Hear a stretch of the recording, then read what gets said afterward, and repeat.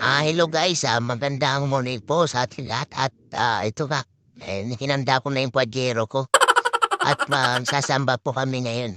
Yung pajero ko, sinilinis ko yan eh. Pero parang hindi naman nalilinis. Charot.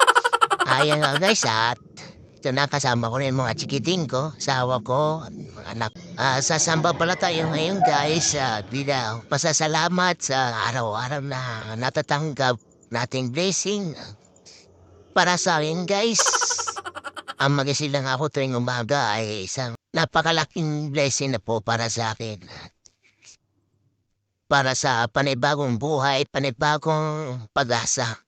Para matupad ko yung mga pangarap ko din sa mga anak ko ay simpleng pangarap lang.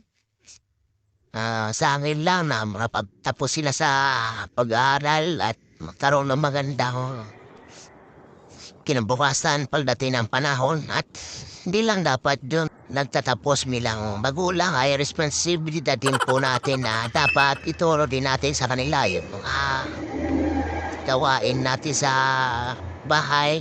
Huwag po sana natin ipagkait na ituro sa kanila yan. Huwag po natin isipin na kinakawawa natin sila. Mas kawawa po sila pag hindi natin itinuro yan. Tulad ng mga gawain sa bahay, pagsasaing, paghugas, paglalaba, at paglinis ng bahay. Yan po ay napaka-importante.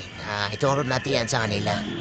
At huwag po natin hayaan sa gadget lang umiikot ang mundo ng mga anak natin. At wala pong magandang may dudurot yan sa kalusugan ng mga anak natin.